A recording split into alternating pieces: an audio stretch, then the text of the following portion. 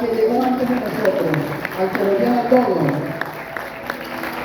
No hace falta invitarlo porque ya estaba aquí antes que nosotros lo iniciamos. Pero bienvenidos sean todos, siéntase como en su casa. Iglesia Bautista La Fe de Maracaibo le da la bienvenida. Este es el hogar suyo, puede venir cuantas veces quiera, si no tiene cualquier compromiso con otra congregación. Amén. Así que sean bienvenidos todos. Aleluya. Vamos a estar leyendo una porción de la Escritura en el Salmo 68. ¿Qué les parece? Salmo 68 desde el versículo 3. Los que no tengan Biblia pueden estar proyectados en la pantalla. Nos alegramos en Dios, nuestro Creador, le damos gracias por cada una de las vidas que Él toca, que Él restaura, que Él consuela. Dice la Escritura, ¿listo? Y leemos en el nombre del Padre, del Hijo y del Espíritu Santo. Mas los justos se alegrarán, se gozarán delante de Dios y saltarán de alegría. Cantad a Dios, cantad salmos a su nombre. Exaltad al que cabalga sobre los cielos. Jehová es su nombre. Alegraos delante de Él, Padre de huérfanos y defensor de viudas. Es Dios en su santa morada. Aleluya. Hagamos una oración de apertura para que sea Dios dirigiendo todas las cosas, que sea nuestro corazón, nuestra mente, todo nuestro ser, alabando su santo nombre con todas las formas, hay muchas formas de alabar y glorificar a Dios. Así que estemos dispuestos con todo nuestro ser a elevar a Él y a alegrar su corazón, a elevar su nombre, su grandeza, su magnificencia. Amén. Padre, en el nombre poderoso de Jesús de Nazaret, te adoramos, te bendecimos y te damos gracias por darnos la oportunidad hoy también de glorificarte, de exaltar tu nombre. Gracias, Señor, porque has sido muy bueno con nuestras vidas. Nos has salvado, nos has alimentado, nos has nutrido, Señor, con tu palabra, nos has consolado. Has visto la necesidad de la viuda y del huérfano y los has atendido. Gracias por extender tus brazos de amor a través de la iglesia. Gracias por darnos la oportunidad de tocar esas vidas en tu nombre. Gracias, Señor, estamos en este lugar, Señor, para derramar todo nuestro ser, Señor, en gratitud a ti. Si te hemos fallado, si no te hemos buscado de todo corazón, te pedimos que nos perdones, Dios, y que recibas toda nuestra adoración, que toques nuestro ser, para que a través de tu Santo Espíritu llegue a tu trono nuestras palabras de gratitud y de alabanza. En Cristo Jesús, Señor, te ponemos este servicio delante de ti para adorarte como el Rey de toda gloria. Aleluya, denle un fuerte aplauso al que vive. Aleluya.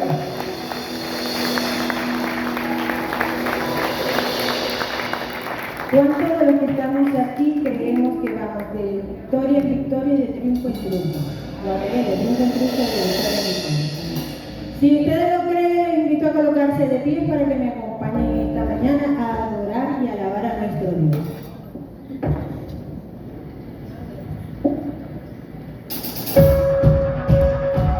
Acompáñenme con las palmas.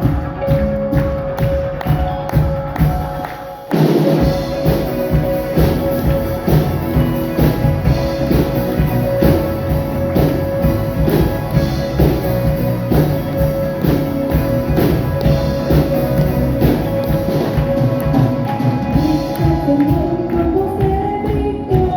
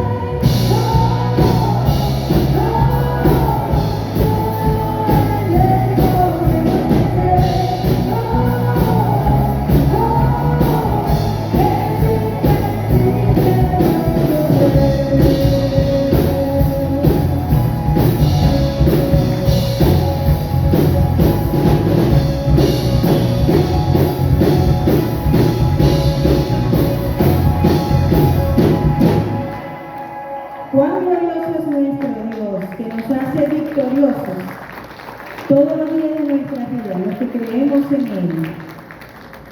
Y seguimos alabando a nuestro Dios.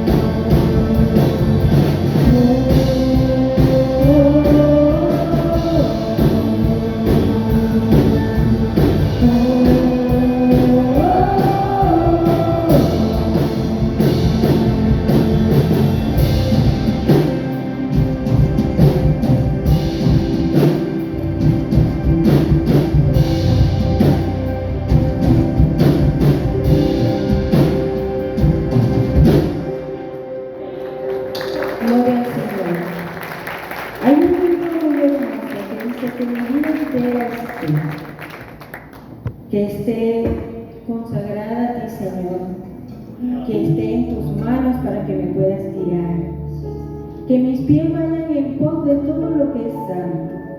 Es un himno muy hermoso, le invito a que lo cante conmigo.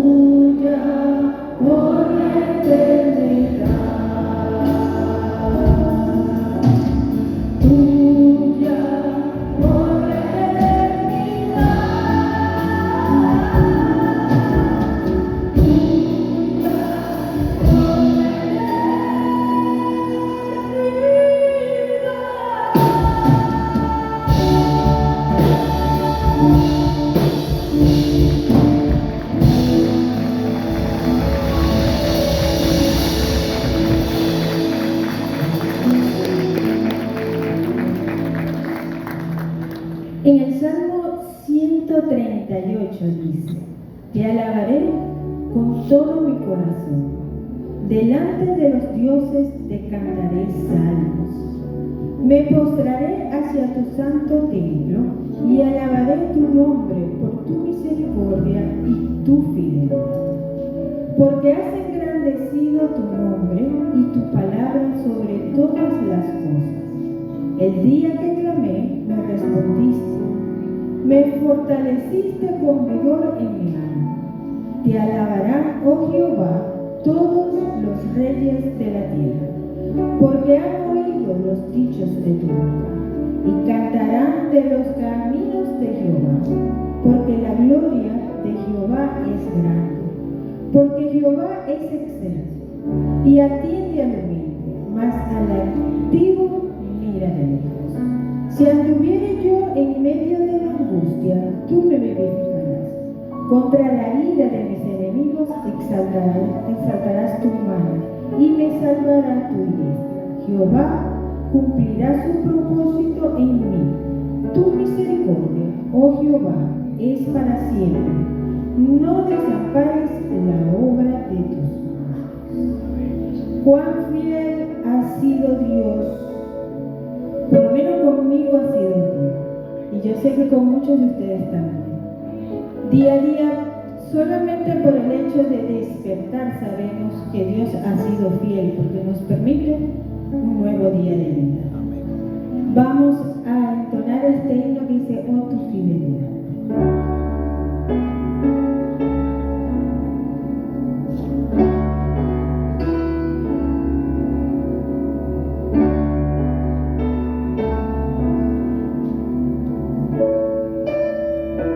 Oh Dios eterno, tu misericordia ni una sombra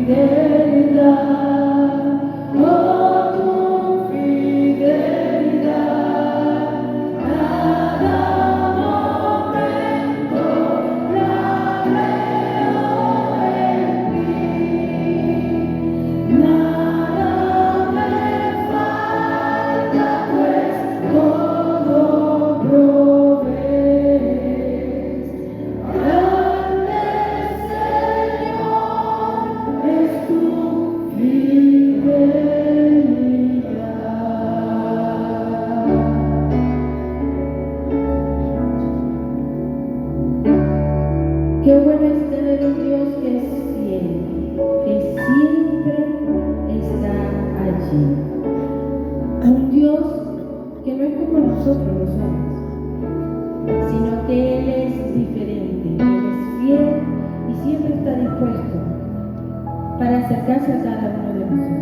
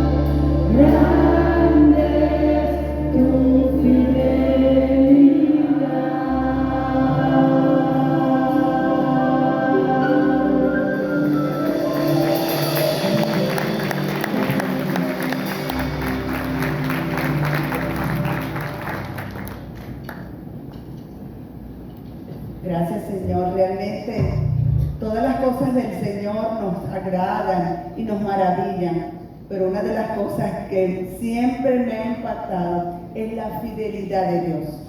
A Él nunca le importó quiénes éramos, cómo éramos, qué íbamos a hacer. Simplemente nos escogió. Y ese es su gran amor y su fidelidad en Él la vemos todos los días de nuestras vidas. Gracias a Dios por ello. Y bueno, hermanos, de verdad que es un placer tenerlos a todos en medio nuestro, pero en este momento queremos resaltar las personas que nos visitan por primera vez.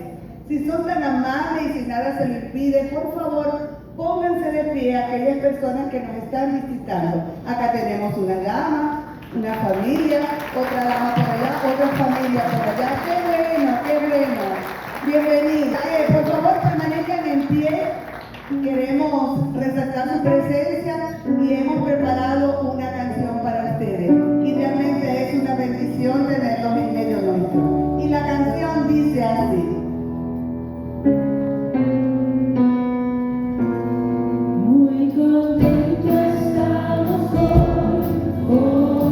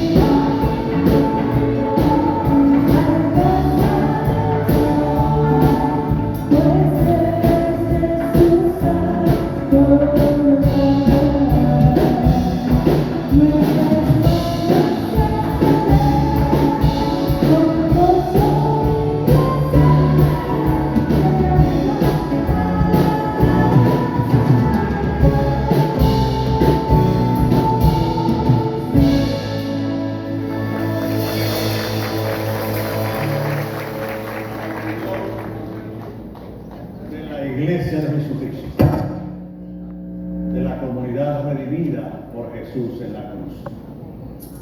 Mis hermanos, escuchamos a nuestra hermana Minori y a todo nuestro excelente ministerio musical entonar un himno que a mí en lo particular me encanta.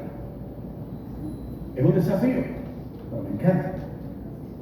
Que mi vida entera esté. Yo no sé si ustedes vieron, pero hace como un par de semanas atrás yo lo canté. Y no sé si vieron la diferencia entre mí cuando yo lo canté y cuando mi novio lo cantó. Yo creo que el mío estuvo mejor, no sé ustedes. Se notó, ¿verdad? Dice Juan. No te anotes en la lista de los desagradables. Pero es un canto que tiene una profundidad tremenda. Yo quisiera compartir, que tiene que ver mucho con lo que quiero compartir en esta mañana, la historia, la breve historia de este canto. Yo voy a leerle, por eso estaba allí en el asiento buscando la historia, porque yo la leí en mi casa y la quiero compartir con ustedes. Que mi vida entera esté consagrada a ti, Señor. La creación de este himno fue la poetisa cristiana Frances Rowley Aberger. Nació en 1836 y murió en 1879, 41 años, creo. Hija de una familia inglesa distinguida, se deleitaba en la oración y lectura de la Biblia, de la que a muy temprana edad había memorizado muchos pasajes. A los 4 años empezó a leer. A los 7 ya escribía versos. Aprendió latín, griego y hebreo, las lenguas de la escritura. Y a memorizar los salmos, el libro de Isaías y la mayor parte del Nuevo Testamento. Una jovencita. Desde sus primeros años tenía un profundo interés por las cosas de Dios, especialmente en el significado de la cena del Señor. En febrero de 1851, con un corazón muy cargado, fue a Oakham, anhelando saber que estaba perdonada. En poco tiempo, la señorita Cook, una amiga, llegó a ser su confidente. Y un día, después de una larga conversación, le preguntó: ¿por qué no puedes confiar tu vida al Salvador de una vez? Ella le respondió: sí puedo, contestó. Corriendo escaleras arriba, entregó su alma al Salvador y bajó más tarde con la convicción de que verdaderamente había nacido de nuevo. Esta fue la fuente del río, desde donde la bendición ha fluido sin parar para muchos. El himno Que mi vida entera esté es el más querido de la señorita Aberger, que ha escrito muchos, pero este es el que más le gusta, que ella lo escribió.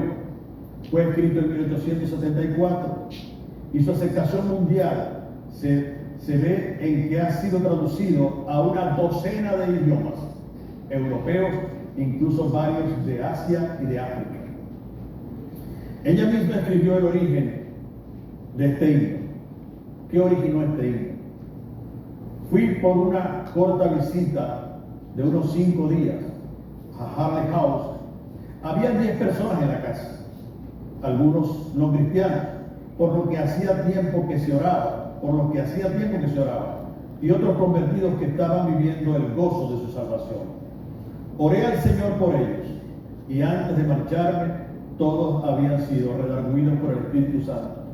La última noche de mi visita, después de haberme retirado a dormir, la encargada de la región, la gobernadora, me pidió que fuera a ver a sus 2 hijas.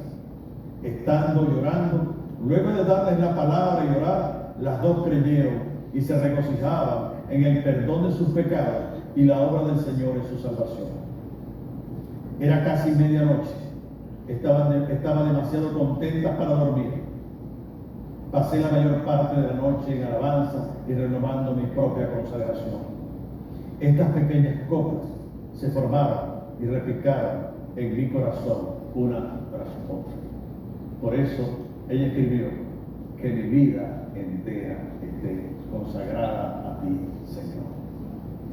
Realmente es una un ejemplo de una persona que entendió claramente lo que significa amar y servir a Dios.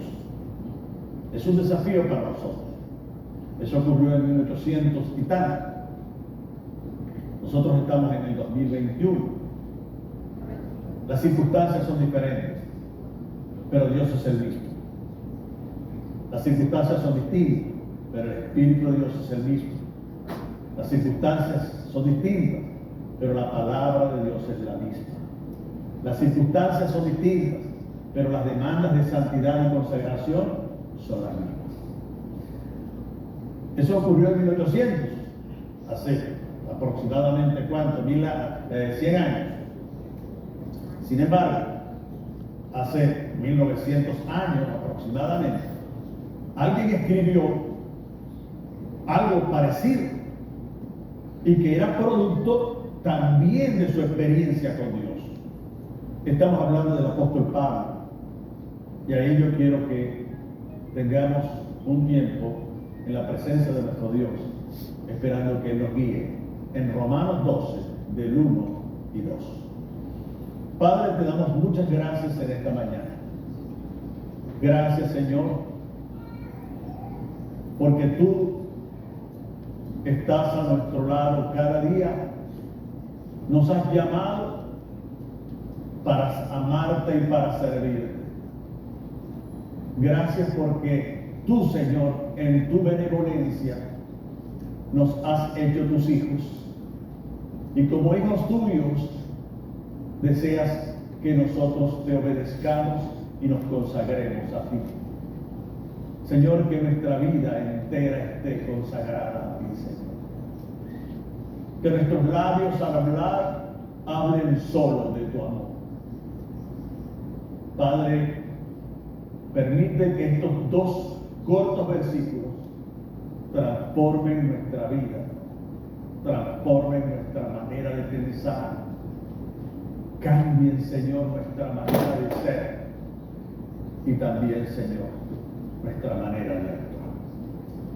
Te rogamos tu compañía en este tiempo en las Escrituras, que tu Espíritu Santo trabaje en nuestros corazones, en nuestros pensamientos y en nuestra mente, y que tú seas glorificado.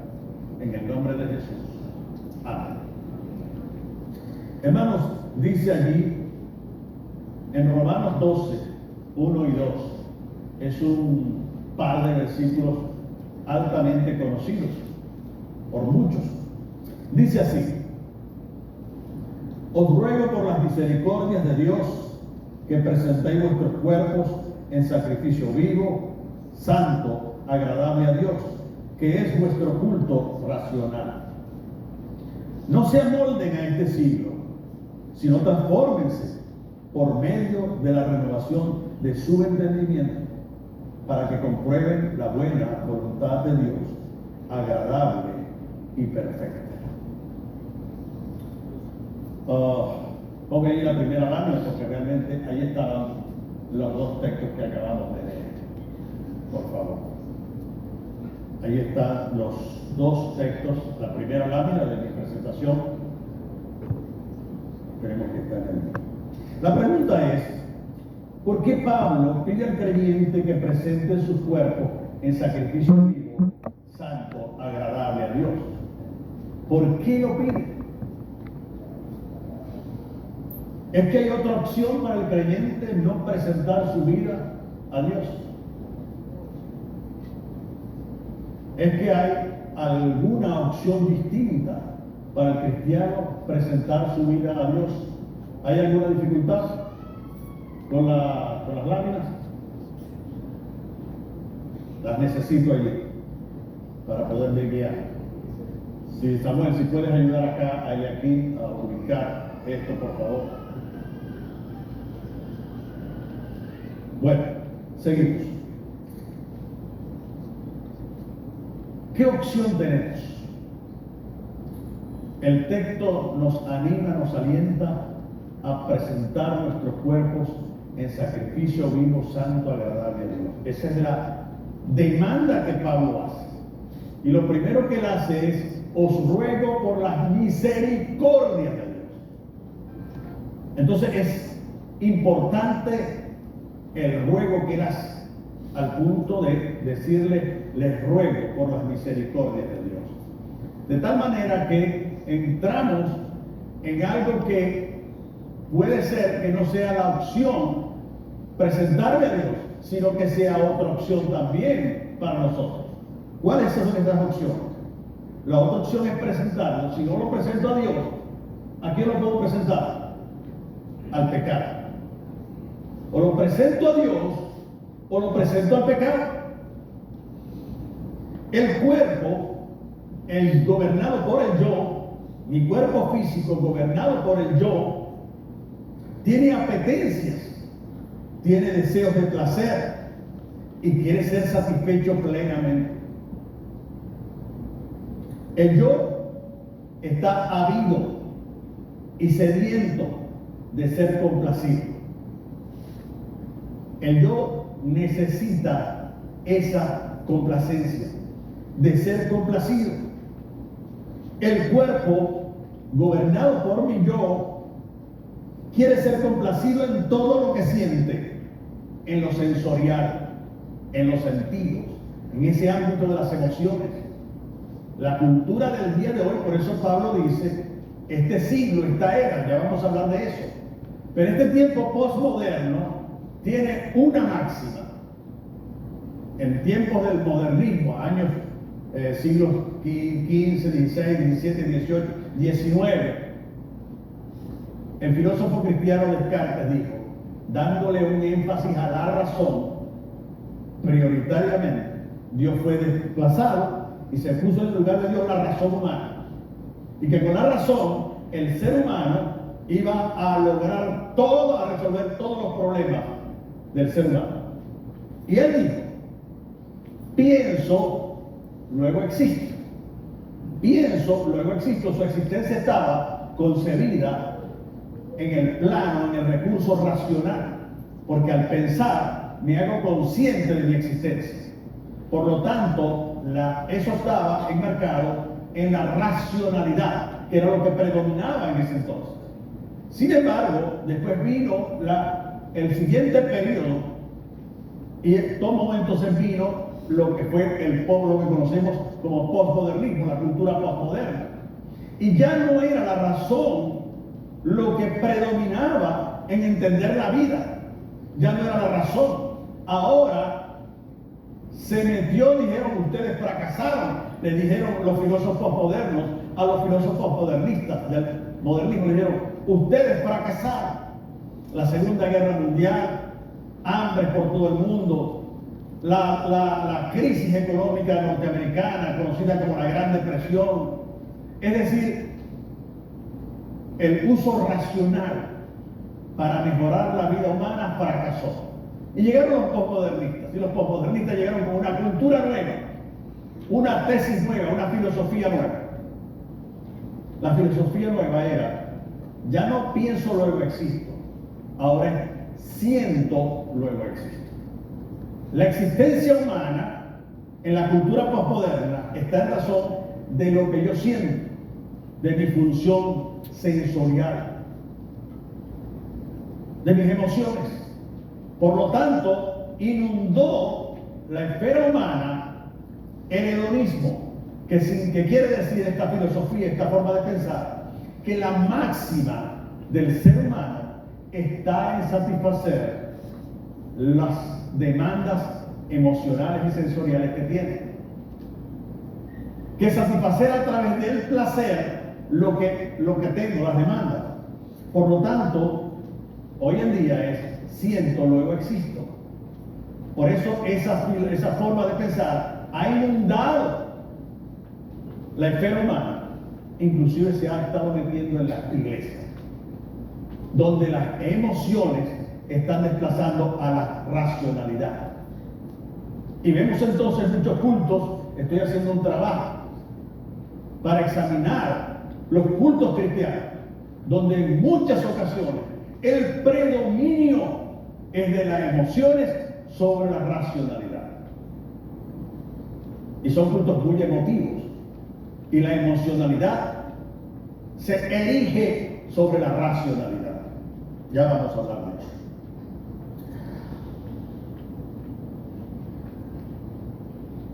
Nosotros, el placer se convierte en el fin último de la vida. Ustedes habrán escuchado por allí la expresión: al cuerpo dale lo que el cuerpo pide. Esa es una filosofía. Al cuerpo satisfácelo, dale lo que él te pida. Hoy es viernes y el cuerpo. Esa es lo que predomina en nuestra cultura. Hoy es viernes y el cuerpo lo sabe. Una frase no tan moderna, antiquísima. Comamos y bebamos, que mañana. De tal manera que lo que importa en el presente es satisfacer al cuerpo en sus apetencias sensoriales. Un cuerpo que sin el yo no es nadie. Por lo tanto, no acusemos al cuerpo físico, porque el cuerpo está gobernado por un yo. Todavía no tenemos el asunto. Vamos a ver qué pasó aquí, ¿no? Ponme todo eso que está ahí. Ok, ya está ahí. Pero la parte quedó muy arriba. Bueno, vamos a ver, aquí está. No, pero esa no es la lámina, no, estás en el Salmo 51, hermano. Esa no es. Sí. Por eso que no se proyecta. Ese no es, hermano. Si párenme, voy a ubicar al hermano Samuel Pereira, por favor. Y él aquí, dale por favor, dile que deja que el hermano Samuel Pereira me ubique la presentación, porque realmente gasté tiempo en esta presentación y quiero guiar, conducir la enseñanza con esta predicación, con estas láminas, porque hay algunas cosas allí que necesitan ser visualizadas. Algo pasa aquí.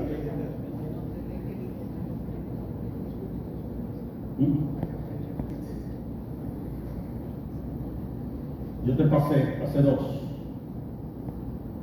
Entonces, si tenemos una opción distinta, diferente a consagrar mi vida a Dios. ¿Y cuál es la opción diferente? Consagrar mi vida al pecado. O habría una tercera opción, que para mí es la más complicada. Mezclar una consagración a Dios y una consagración al pecado. ¿Cómo entender eso? Y hermanos, hay muchos cristianos que caminan en esas dos áreas. Quieren tener un pie en Cristo y un pie en el pecado.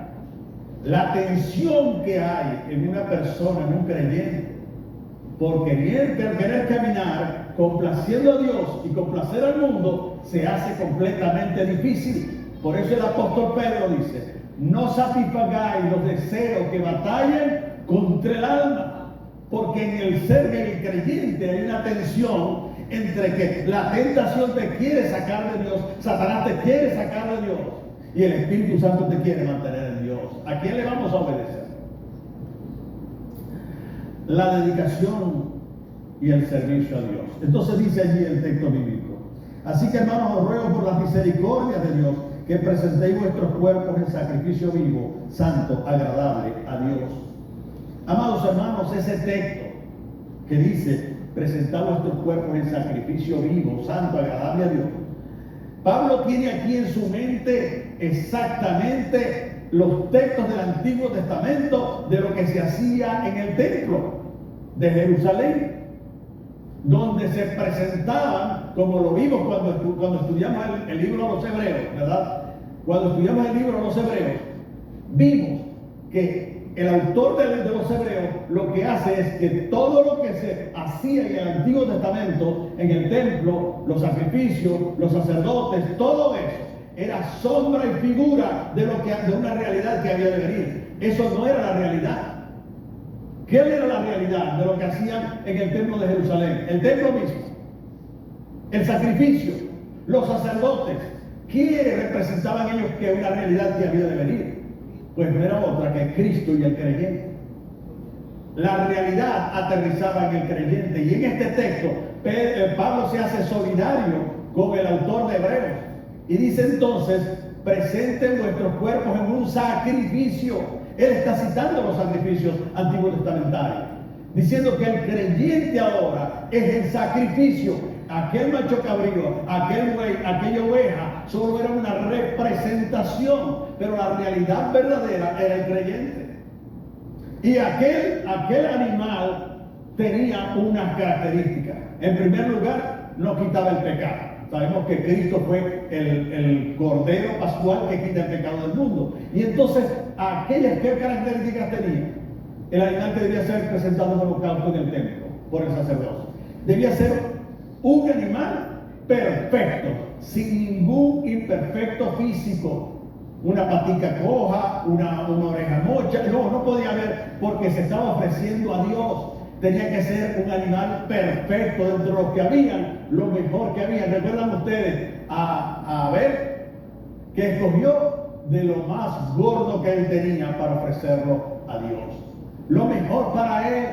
María, cuando estuvo Jesús, ¿qué escogió? Un perfume de nardo de mucho precio. Lo mejor que ella tenía, lo ofrendó al Señor. Se consagró para Él. Por lo tanto, el sacrificio tenía que ser perfecto, tenía que ser santo, ser apartado para Dios. Ya yo tengo muchos animales, pero este lo voy a escoger para apartarlo para Dios. Y cuando hay un corazón dispuesto en santidad, en humildad delante de Dios, Dios recibe ese sacrificio, como dice ahí el texto bíblico. Dice ahí el texto bíblico, agradable a Dios, que es vuestro culto racional. Esta parte del culto racional es muy interesante, porque nosotros solemos decir, ¿vas el domingo al culto de la iglesia? Sí voy. A las 9 estoy allá con el culto. Mira, ¿y a qué hora termina el culto? No, a las 12 termina el culto, así que tranquilo. Entonces, el concepto de culto, lo reducimos a 3 horas, 2 horas en la iglesia los domingos. Y ese es para nosotros el entendimiento de lo que es el culto. Pero no es así en esta enseñanza de Pablo. Pablo dice, presentad vuestros cuerpos en sacrificio vivo, santo, agradable a Dios, que es vuestro culto racional. Aquí hay 2 cosas. Lo primero que me dice es que el culto de nuestro, con nuestro cuerpo, gobernado por nuestro yo, en manos del Espíritu Santo, no está circunscrito a 2 horas de los domingos, sino que el culto nuestro, tuyo y mío, personal, es el culto diario a Dios. Cuando me despierto en la mañana, busco al Señor en oración y también me voy a mi trabajo, a la fábrica, a la empresa, al colegio, a donde yo vaya. Ese es mi culto. Es un cambio total de concepto de lo que es el culto. No es el domingo en la mañana. Es el lunes 24 horas, es el martes 24 horas, es el miércoles 24 horas, es cada uno de los días de la semana, 365 días del año. El culto a Dios es que nuestro cuerpo y nuestro yo estén dedicados y consagrados al Señor todo el tiempo. Cuando estoy en mi carro, en un semáforo, ese es mi culto a Dios. Cuando estoy en la empresa trabajando, ese es mi culto a Dios.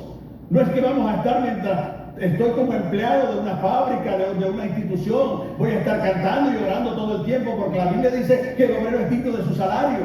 Pero lo que estoy haciendo, hermano, lo que estoy haciendo es el culto que yo le rindo a Dios. Cuando soy un buen empleado, cuando soy rendidor, cuando soy íntegro, cuando soy honesto en mi trabajo, usted está en el culto a Dios.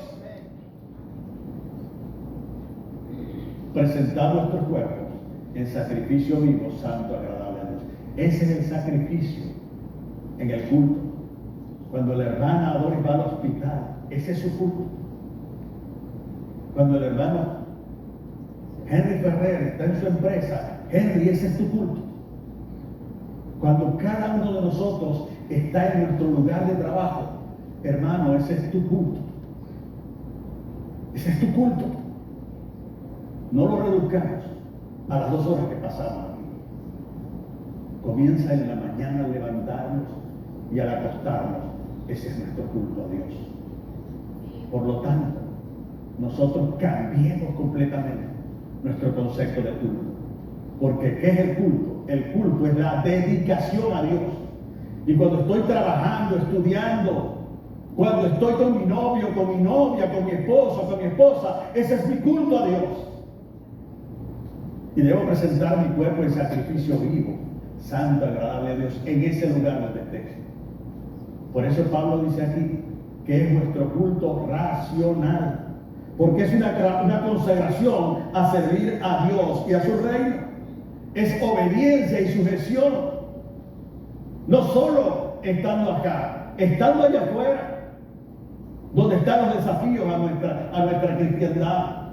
Aquí todos somos cristianos, todos somos hermanos, cantamos buenos cantos, buenos signos, escuchamos la escritura y todo eso está muy bien. El asunto es allá afuera. Y el culto nuestro también es allá afuera.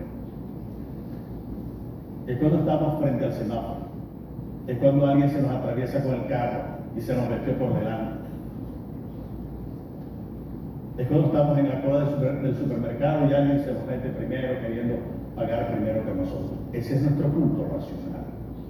Y fíjense que es claro que el autor en 2 ocasiones, en apenas 2 versículos, usa el término de la mente.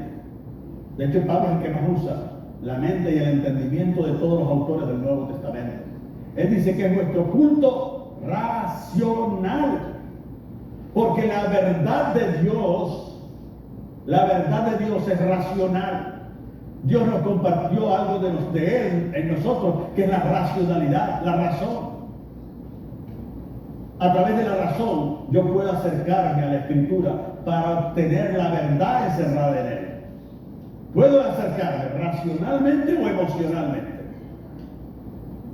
La Escritura hay que acercarse primero racionalmente, con mi razón, tratando de entender y comprender lo que el autor bíblico está ahí diciendo. Y una vez que yo tomo la verdad sacada de allí con mi razón, con mi pensamiento, con mi análisis racional, esa verdad me hace llorar las emociones. Primero la razón y después las emociones. Entonces por eso Pablo dice es nuestro culto racional, porque la mente actúa en ese culto diario de cada uno de nosotros. Es la adoración. A veces pensamos que adoración es lo que hacemos acá. Estamos equivocados. Eso nos llevó a nosotros a cambiar inclusive el título al ministerio. Se llamaba Ministerio de Adoración. Primero y principal, la adoración es responsabilidad de todos nosotros. El ministerio de adoración lo tenemos todos, no un solo grupo de músicos profesionales. Por eso lo llevamos al ministerio musical. Pero, sin embargo, podemos pensar en que la adoración es hecha por todos, pero en estas 2 horas que pasamos aquí, o la media hora que cantamos, eso es ajeno a la Escritura. Eso es contrario a la Escritura.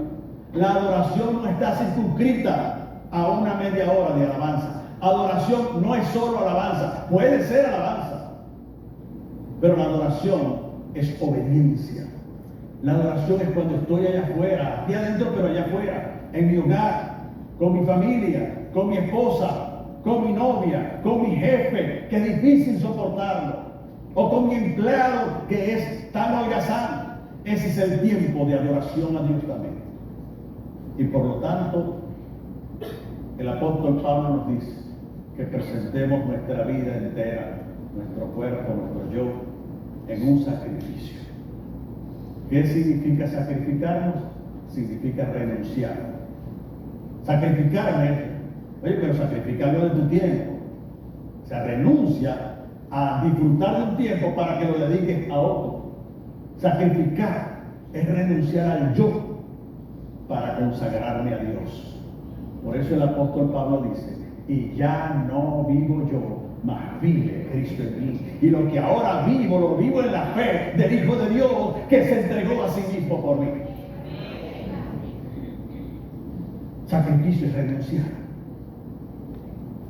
a no vivir ensimismados, a que la vida no se convierta en Davilés, que la vida no se convierta en el yo, sino que la vida predominantemente sea para Dios, sea cual sea.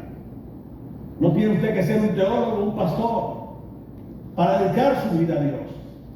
Todos estamos en el reino de Dios. María no era ninguna teóloga, ninguna pastora, pero ella dedicó su vida al Señor. Toma, un perfume de nardo puro para ti. Amados hermanos, y aquí si me hubiese gustado, ya la tenemos. Por favor, así la puedo cambiar. Gracias, de aquí. Aquí está, ¿ves? La dedicación y el servicio son actos de adoración a Dios. Obediencia, dedicación y servicio. Esos son actos de adoración. ¿Ok? Cuando usted está en su vehículo, no tiene que estar cantando para estar adorando a Dios. Usted puede estar adorando cuando obedece al Señor. Eso es adoración. Eso es honrarle. Aquí lo que acabamos de decir, pero aquí está. Sigue ya pasando al versículo 2, él entonces dice lo siguiente: no os conforméis, la mejor traducción es no os amoldéis a este siglo, sino transformaos por medio de la renovación de vuestro entendimiento, para que comprobéis la buena voluntad de Dios, agradable y perfecta. Esto es para, ¿verdad? Que es algo conocido para las amas de casa, ¿verdad? Ahí tenemos, al final les vamos a entregar a cada uno una torta que se lleve para su casa. Si usted sabe contar, no permite con eso. Hermanos, pero eso es un molde. Como tenemos por acá un molde, y de este lado se está vaciando una mezcla, ¿verdad? En ese molde. ¿Qué hace la mezcla? La mezcla toma literalmente la forma del molde. Si el molde es cuadrado, la forma de que saldrá de allí es cuadrada. Si es rectangular, si es cualquier figura geométrica o trigonométrica, va a tener. De manera que todos los espacios del molde, la idea es que sean cubiertos por la mezcla. Y la mezcla se va acomodando, llenando por aquí los espacios hasta cubrir todo. Y la mezcla se siente cómoda ahí en esa. Entonces el autor dice, no os amoldéis a este siglo. La pregunta es, ¿qué es este siglo? Era la era que estaba predominando y que predomina en el día de hoy, de una sociedad sin Dios. Hay una cultura de los que seguimos a Jesucristo y hay una cultura de los que no siguen a Jesucristo. Hay una cultura de los que amamos a Dios y hay una cultura de los que no aman a Dios. Y son dos moldes. ¿Recuerdan lo que Jesús le decía a sus discípulos? Oísteis que fue dicho, pero yo os digo. Dos moldes. Oísteis que fue dicho, no matarás, pero yo os digo que cualquiera que mira, que dice algo malo contra su hermano, ya lo ha asesinado. Otro molde, el reino. Entonces son dos moldes, uno secular, sin Dios, religioso, y otro molde del reino de Dios. Entonces hay ocasiones en que el cristiano puede tomar precisamente el molde de este mundo, el molde de la cultura y la sociedad de este mundo, el molde de los patrones de este mundo, porque en este mundo, en esta sociedad, en esta cultura secular, sin Dios, hay patrones de conducta. Y nosotros vivimos en este mundo, por supuesto. Vivimos en este mundo, pero no somos de este mundo. Por lo tanto, los patrones de este mundo que caracterizan a esta sociedad no deben ser nuestros patrones de conducta. No debemos amoldarnos a esos patrones de comportamiento de esta sociedad que camina ofendiendo a Dios y sin Dios. Y esos patrones se gozan en esa máxima de siento, luego existo.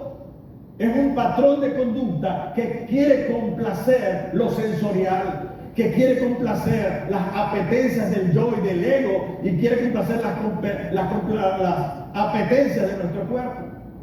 Si esta sociedad le gusta mentir, yo me siento bien mintiendo, o murmurando, o adulterando, o engañando.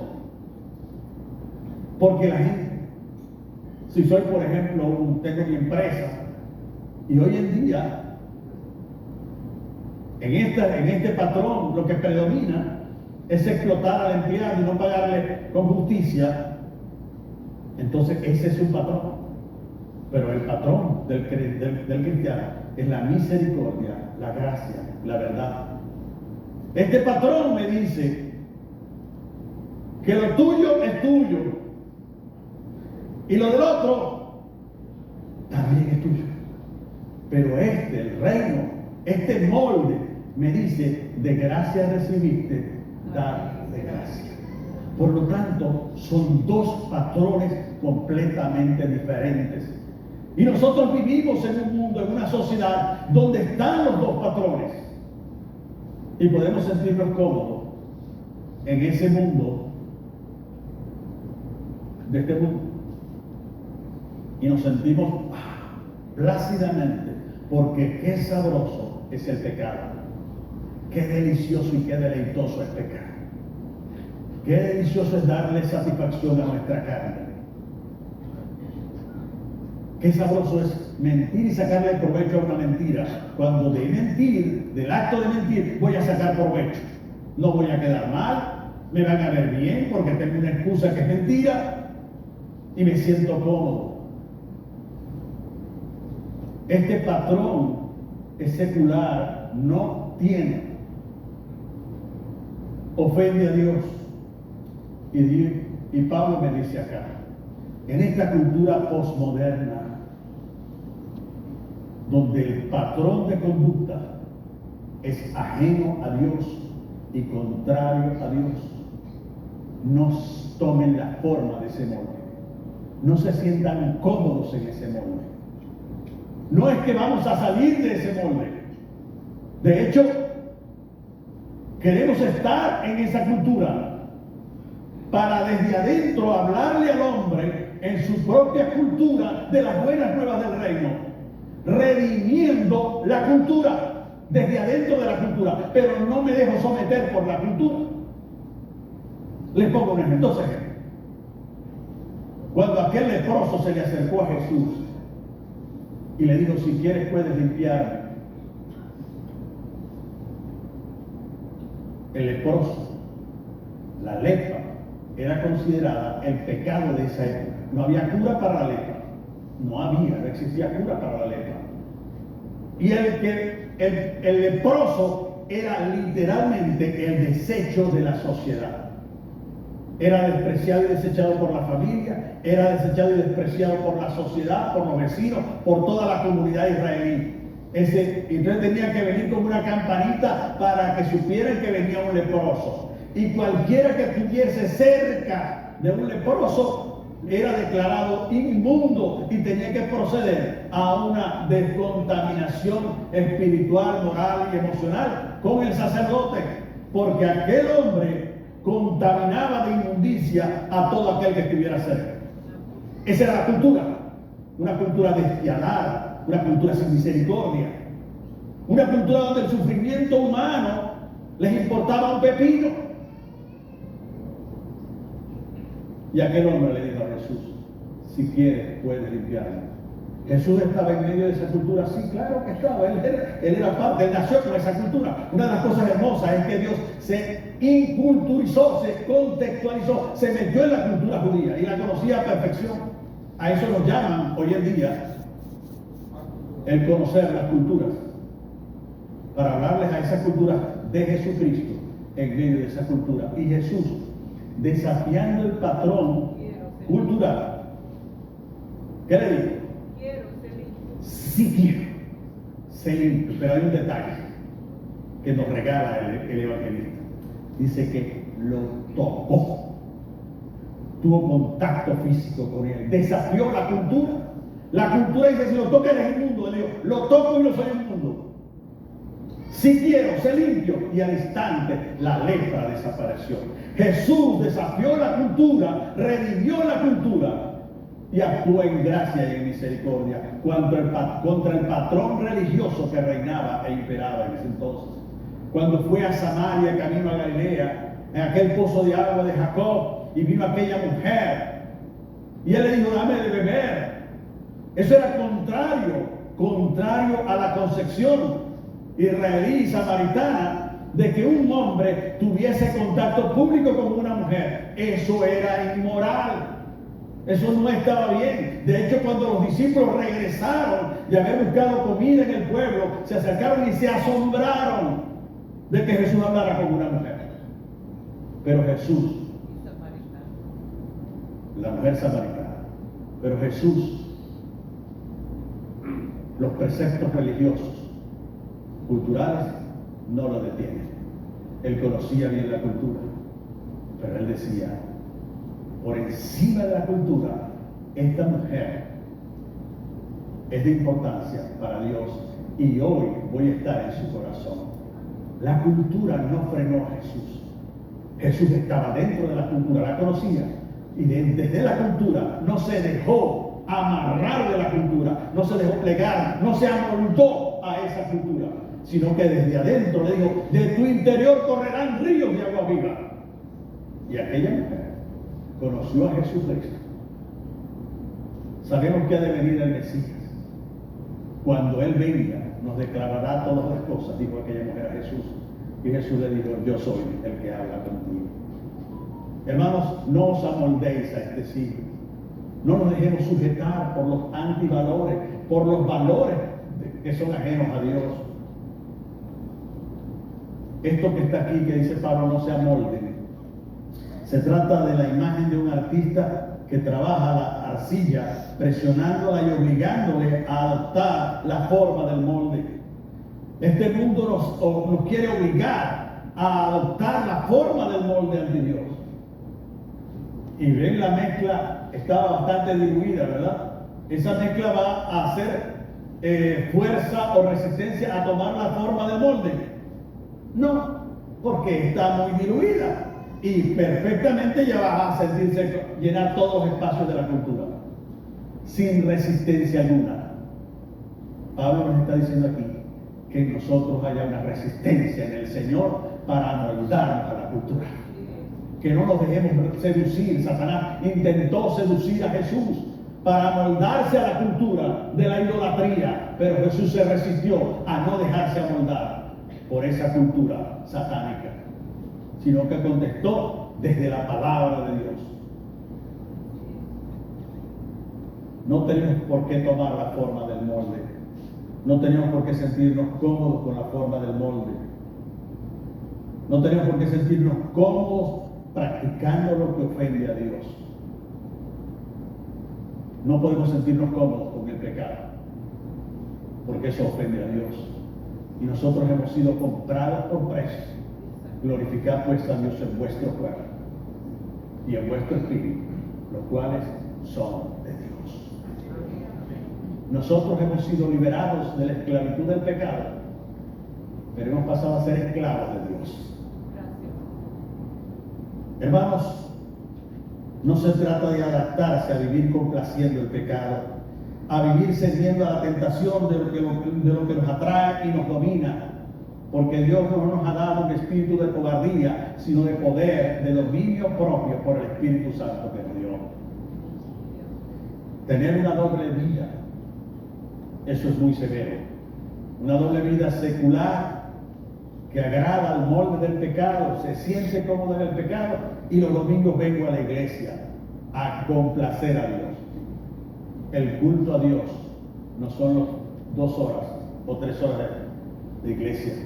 es nuestra vida diaria plena en consagración y dedicación a Dios.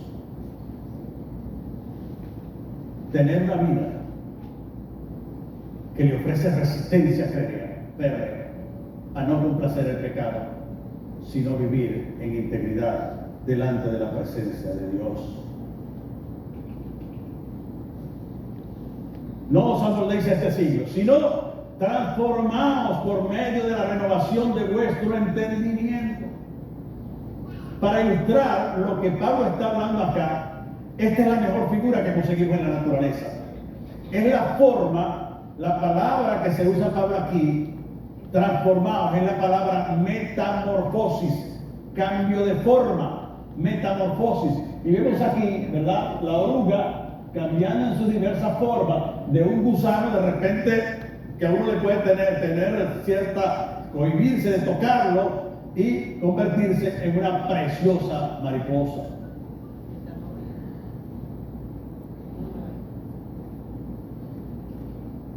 Ahí está la metamorfosis. De una oruga a una hermosa mariposa. No os conforméis a este siglo, no os amoldéis, sino transformaos por medio de la renovación de vuestro entendimiento. Ahí está, ahí lo tenemos.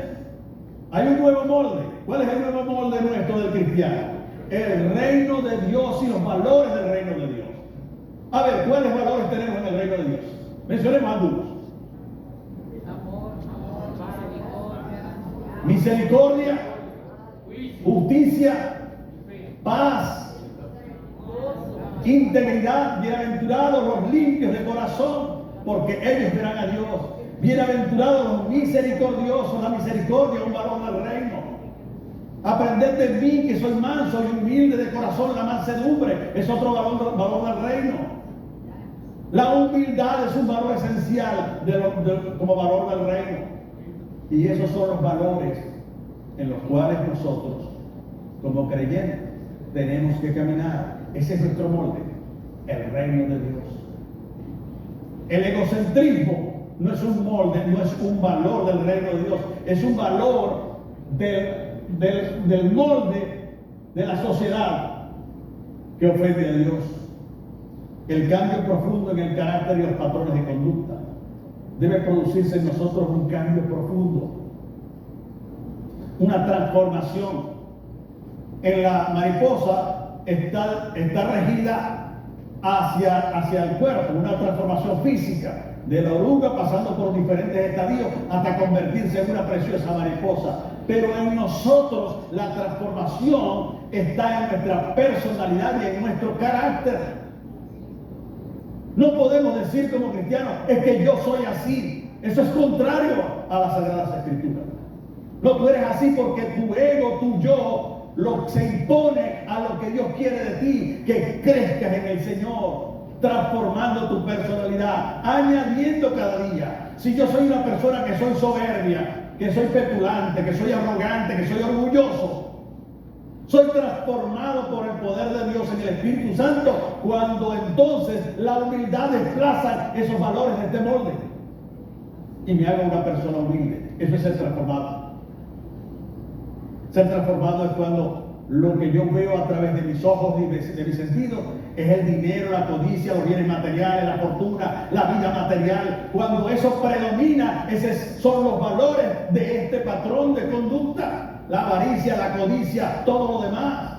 Pero aquí me dice, teniendo sustento y abrigo, estemos contentos con esto. Jesús me dice, cada día trae su propio afán. Y si el Señor cuidó a unos pajaritos, ¿cómo no los va a cuidar a ustedes? Esos son los valores en los cuales Dios quiere que nosotros caminemos y andemos, cambiando nuestro carácter, nuestra personalidad. Cambio radical en nuestra manera de pensar. Pablo dice, transformados por medio de la renovación de vuestro entendimiento. Fíjense que no habla de las emociones, sino que habla de la azotea, de la cabeza, de nuestra forma de pensar, de nuestra forma de razonar, de nuestro cerebro, de nuestra mente. Hay que transformar nuestra mente, porque allí es donde está ese órgano rector. Nuestra mente es nuestro órgano rector. de allí emanan las órdenes. La orden le puede decir al cuerpo, complace, usa este patrón, complace todas tus apetencias. O le puede decir, conságrate a Dios y dedícate a Dios. Pero esa renovación tiene que ser en nuestra mente, una renovación que es capaz de regir con los valores del reino para hacer que mi vida entera esté consagrada a ti, Señor. Pero tiene que haber una renovación, y esa renovación, ese cambio viene de adentro hacia afuera, sustentando y sosteniendo y alimentando convicciones.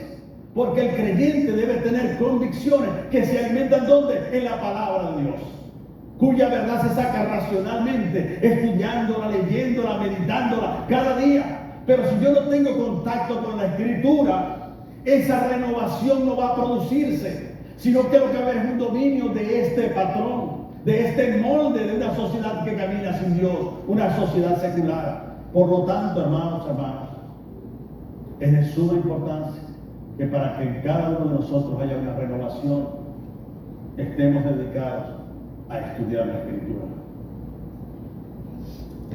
La renovación de la mente con las Escrituras, renovación a través de un discipulado con Jesús. Jesús estuvo 3 años con unos muchachos y les dijo, separados de mí, nada podéis hacer. Jesús quiere que caminemos de la mano con Él. Y Él nos llevará a esta transformación por medio de la renovación de vuestro entendimiento. Siempre he sostenido acá que podemos hacer nuestro estudio, nuestro devocional, con cualquiera de los libros de la Escritura. Pero que siempre tengamos, un tiempo de nuestra vida diaria con las enseñanzas de Jesús en los Evangelios. Porque es Jesús quien va a producir en nosotros, quien va a cuestionar mi vida cristiana, es Jesús. Los apóstoles, por supuesto, todos los escritos, pero quien confronta mi vida diariamente para saber si mi vida está consagrada y dedicada a Dios, es Jesús.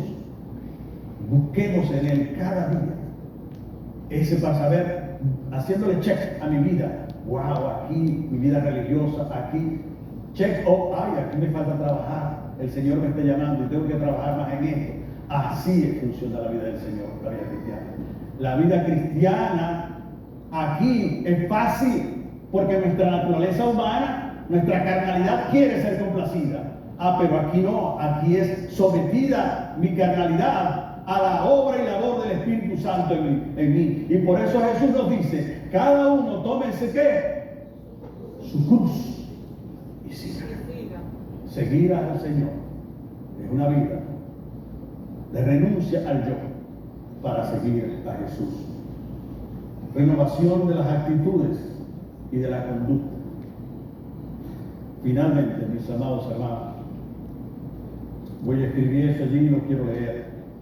Transfórmese mediante la renovación de su mente.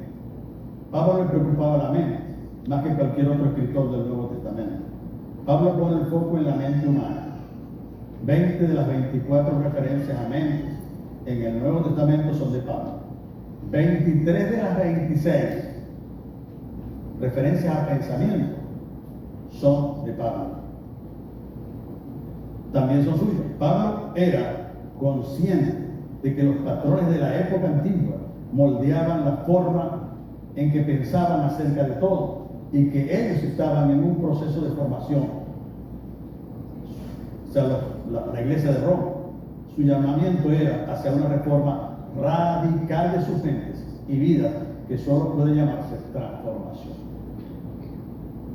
Solamente un tiempo con Dios, en intimidad con Dios, en comunión con Dios, con Él y con su palabra, pueden hacer efectivas nuestra transformación.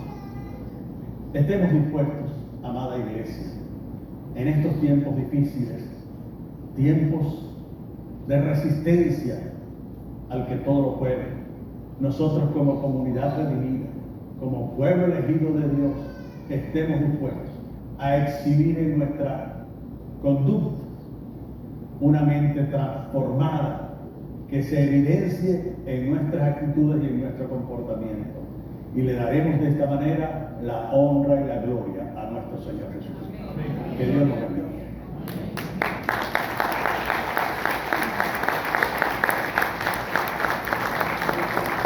Y no olvide que mi vida entera esté consagrada a ti, Señor.